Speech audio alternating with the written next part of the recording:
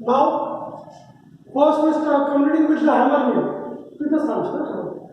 First, we are communicating with the first wheel, hammer wheel. Right now, we are going to start with the another wheel, which is based upon combined impact and attrition. Which is based upon combined impact and attrition. म्हणजे तिथे impact पण आहे, तिथे attrition आहे. तिथे pressure पण आहे, friction पण आहे, आणि तिथे hammering पण आहे. All in one, this wheel is based on combined impact and attrition. And by using this combined impact and attrition, we are going to study two wheels. One ball wheel. पहिली कुठली ball wheel, आणि दुसरी कुठली fluid energy. दुसरी कुठली असेल fluid energy wheel. या दोन व्हील कुठला प्रिन्सिपल आहे combined impact and attrition ball wheel आणि फ्लुइड एनर्जी त्याच्यातली पहिली व्हील आपण आता पाहतोय बॉल व्हील जसं मी आता बोललो की हॅमर व्हील जी आहे ती सगळ्यात महत्त्वाची आहे ॲन्युअल साठी तशीच आणि तेवढीच अतिशय महत्त्वाची म्हणजे सेकंड व्हील बॉल व्हील तुम्ही कुठलाही बोर्डाचा वार्षिक परीक्षेचा पेपर पहा बॉल व्हीलवर 4 मार्काला एक क्वेश्चन आहे तर ही व्हील कुठली आहे बॉल व्हील रूटीन जसं आपण स्टडी करतोय प्रत्येक व्हीलचं आपल्याला काय स्टडी करायचं पहिलं प्रिन्सिपल व्हील कुठली आहे चॅप्टर त्याचे साईड रिडक्शन त्याच्यातली पहिली व्हील झाली हॅमर व्हील आता इथं आपण दुसरी व्हील बॉल व्हील ही फिगर जरी काढली मी पण याचं मी एक्सप्लेन नंतर करतोय परंतु पहिले काय सगळ्यात सुरुवातीला बॉल व्हीलचं प्रिन्सिपल काय See the principle, listen carefully. Particles receive impact from balls. Particles receive impact from balls and then subjected to attrition. Then subjected to attrition. म्हणजेच काय? Particles receive impact. Impact म्हणजे जे काही पार्टिकल असतील ते कोण hammer करेल बॉल्स. इथं हॅमर कोण करेल बॉल्स. आणि ते बॉल जेव्हा त्या पार्टिकलला हॅमरिंग करतील नंतर ते पुढे काय होतील सब्जेक्टेड टू ॲट्रिशन सब्जेक्टेड टू ॲट्रिशन म्हणजे काय तिथं प्रेशर आणि फ्रिक्शन दोघं जनरेट होतात प्रेशर आणि फ्रिक्शन काय दोघं जनरेट होतात आणि जेव्हा तिथं इम्पॅक्ट पण असेल जेव्हा तिथं म्हणजे इम्पॅक्ट म्हणजे हॅमरिंग पण असेल प्रेशर पण असेल आणि फ्रिक्शन पण असेल म्हणजे तिथं इम्पॅक्ट आणि ॲट्रिशन असेल देन अँड देन एका जगाचं principal Particles receive impact from a ball and subjected to attrition. Once you know the principle, then start with the construction. Routinely, प्रत्येक व्हील जेव्हा तुम्हाला स्टडी करायची आहे तिचं प्रिन्सिपल तुम्हाला लिहावं लागेल कन्स्ट्रक्शन त्याची फिगर त्याचं वर्किंग त्याचा ॲडव्हान्टेज त्याचा डिसॲडव्हान्टेज आणि ॲप्लिकेशन या पूर्ण फॉर्मॅटमध्ये जेव्हा तुम्ही त्या मिलचा स्टडी करता म्हणजे तुम्ही एक mill full and final study केली प्रिन्सिपल आता जे बोलवते आता याचं कन्स्ट्रक्शन म्हणजे हाऊ इट मेड ती कशी बनली ती ball see the figure in a figure this is the hollow cylinder हा काय पोकळ नळकांड ज्याला मराठीत म्हणतो hollow cylinder this is the hollow cylinder which consists of the balls, which consists of a paper. And that's why this ball mill is also called as jar mill. कारण hollow cylinder हे लांब जार सारखं आहे म्हणून याला म्हणणार मी जार mill किंवा याला म्हणणार मी पेबल मिल याला काय म्हणणार मी pebble mill this is a cylindrical vessel this is the hollow cylinder so as to say it is a jar mill or a pebble mill. Whereas this mill consists of balls. Marathi त्याला आपण छर्रे म्हणतो पण and they are made up with the metal or stainless steel. ते कोणापासून बनले metal किंवा stainless steel and these balls are having a size 75 mm to 150 mm in diameter.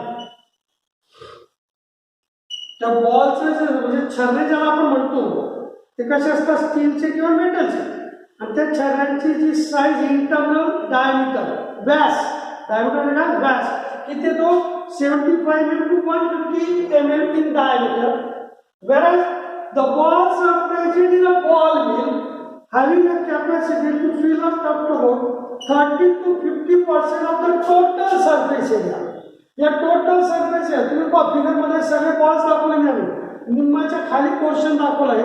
30 to 50% of the balls are present in a ball mill, whereas the length of a ball, ही जी length आहे ही कुठपर्यंत up to 3 metre एवढं मोठी पण ball mill असू शकते. The length of a hollow cylinder is up to 3 metre. The size of a ball is up to 75 mm to 150 mm, whereas the placement of a balls with the material, इथं feed चालवली आहे, इथं opportunity आहे की तुम्हाला ज्याचं सायझेशन करायचं ते मटेरियल पण टाकायचं आहे आणि बॉल पण टाकायचे आणि इकडे ते पॅक करून द्यायचे.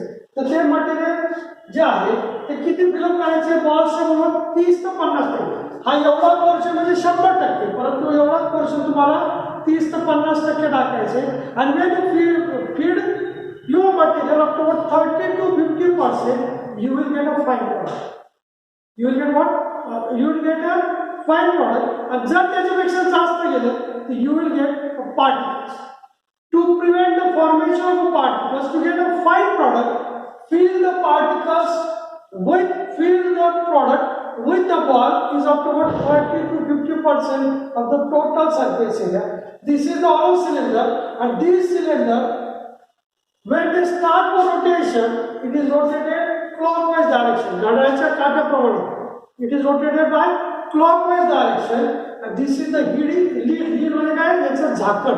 याला काय म्हणणार मी? लीड. म्हणजे याला म्हणणार मी या मिलचं झाकण. कन्स्ट्रक्शन काय? It is the hollow cylinder. The length of the ball mill is up to about 3 meter. The size of the ball is up to about 75 mm to 150 mm in diameter, whereas the feeding of the balls with the particle is up to about 30 to 50% of the total surface area. It consists of the lead, and when it starts for rotation, it is rotated by clockwise direction. कशी rotate होती ती? Clockwise direction.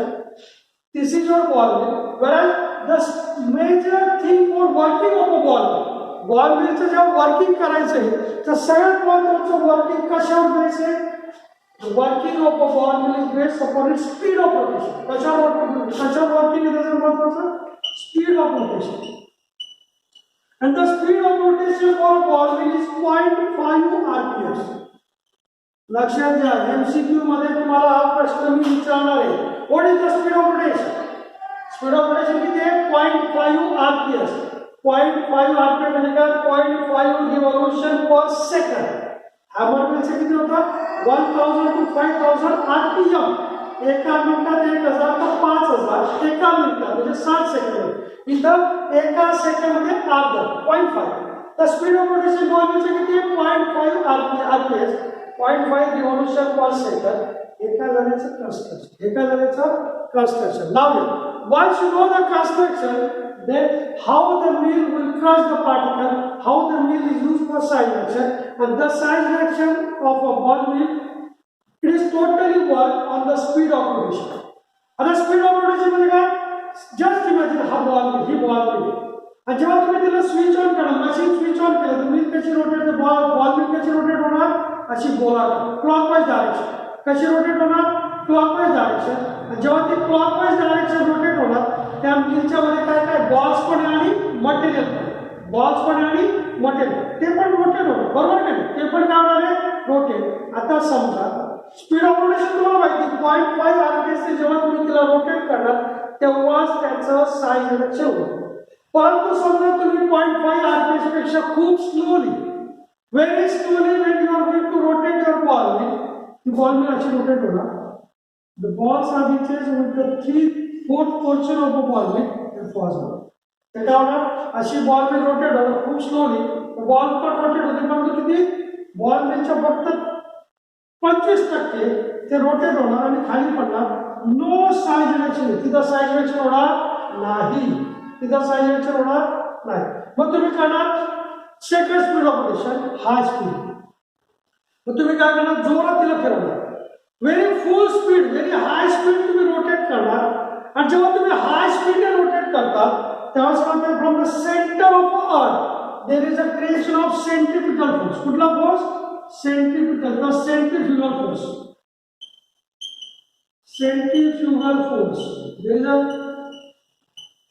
There is a creation of centripetal force, And due to the centripetal or centrifugal force, the balls are touches with the wall of a mill. The balls with the particles are touches with the wall of mill. They won't fall down. ते खाली पडतील का? नाही. No side reaction. इथे पण side reaction होणार नाही. लक्षात घ्यायचं एक साधं उदाहरण. थोडंसं लहानपणी तुम्ही बाहेर जायचा डब्बा घेऊन.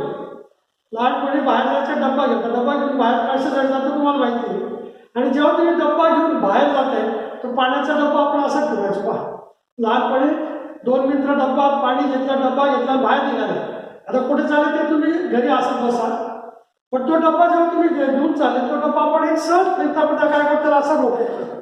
त्याला काय करतो आपण असा रोटेट करतो. आणि जेव्हा तुम्ही रोटेट करता त्या डब्यातलं पाणी तुमच्या अंगावर पडतं का? नाही. तुमच्या अंगावर पडतं का? नाही. कारण जेव्हा तुम्ही रोटेट करता एक सर्कल कंट्रोल होतं. एक काय होतं? सर्कल. आणि त्या सर्कलच्या सेंटर पासून तिथं काय तयार झालं? सेंट्रीफ्युगल.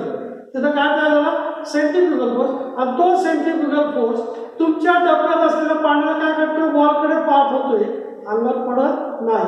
म्हणून तिथं नो साइड रिएक्शन. तिथं काय होणार आहे? No side reaction. मग लो स्पीडला साइड रिएक्शन नाही, हाय स्पीडला साइड रिएक्शन नाही.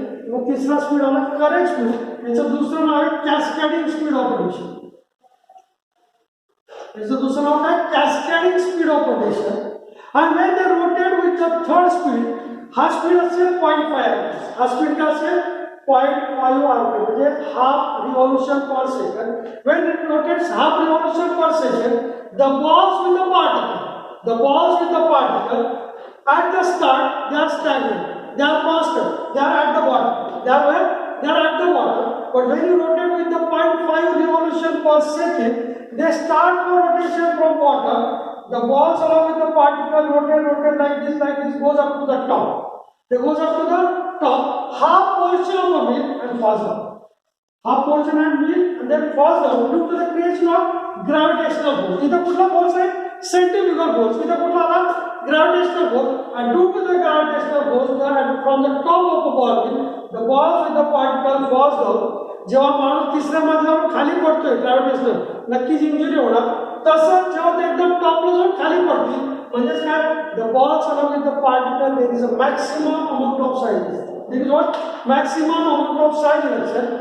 In short, when you want to side reduce the product by using ball mill, you are supposed to rotate your ball mill with correct speed, so called cascading speed. The correct or cascading speed of rotation for ball mill is 0.5 rpm, 0.5 revolution per second, and that is the working so called speed of rotation. Once you know the working, same is the thing. What is the advantages? First advantage, all kinds of product get size reduced by means of a ball. Variety of materials get size reduced by means of a ball. Maximum amount. Second, continuous in operation. This means continuous in operation. Third one, there is no open part. There is no any open part. The product packed up with the mill along with the balls, no contamination. No contamination. Continuous in operation, variety of material. The material, vegetable, food truck पासून येते, root stem, seed, bark, fruit, काय जे असेल, ते सगळे material काय होणार आहे? Size reduced. Variety of material gets size reduced by ball mill. This mill is continuous in operation. तीसरा, no moving parts or no open parts with the mill is there. Mill is totally packed with the lead. See, the lead दाखवली हुई. And due to that lead, there is no contamination. These are advantages. And advantages झाले तर पहिले सारे पुढचे disadvantages. तो पहिला disadvantage काय? जेव्हा की तुम्ही मेटॅलिक बॉल्स यूज करता स्टील किंवा मेटलचे, and when the wheel starts the rotation, it creates a noise. म्हणून याला म्हणणार मी noisy machine. पहिला disadvantage काय? Very noisy machine. But second, when the balls are made with the metal or steel, and when they touch it with each other, along with the particle, there is again a generation of heat. And once there is a generation of heat, thermolabile product not to be get size reduced by means of a ball. 3 advantages, 2 disadvantages. Application मध्ये परत तेच जे काही तुमच्या hammer मिलला मी बोललो होतो, ball mill and hammer mill is applicable to size variety of parts of vegetable products like root, stem, seed, bark, fruit. All parts of vegetable product, after drying, they get sized by means of a ball mill, and that is the completion for a one mill which is based upon combined impact and attrition, so-called ball mill. Now next time we start with the second mill, so-called fluid energy mill. Then we complete with the disintegrator and then edge runner.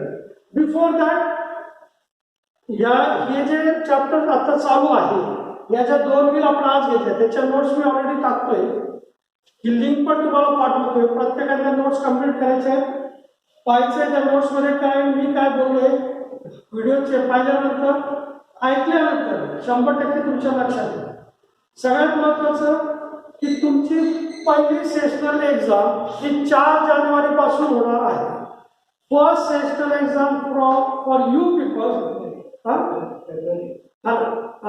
First sessional exam will be started by 4 February.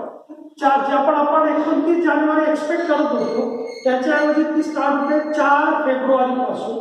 त्याचा time table तुमच्या व्हॉट्सअपवर येणार किंवा आलं पण असेल तर 4 February पासून तुमची प्रॅक्टिस थेरी एक्झाम स्टार्ट होईल आणि ती होईल फक्त ऑनलाईन. ती कशी होणार आहे? ऑनलाईन MCQच्या माध्यमातून. MCQ म्हणजे काय? Multiple choice question. MCQ म्हणजे मल्टिपल चॉईस क्वेश्चन. आम्ही ते क्वेश्चन गुगल फॉर्ममध्ये ऑनलाईन लिंक पाठवणार.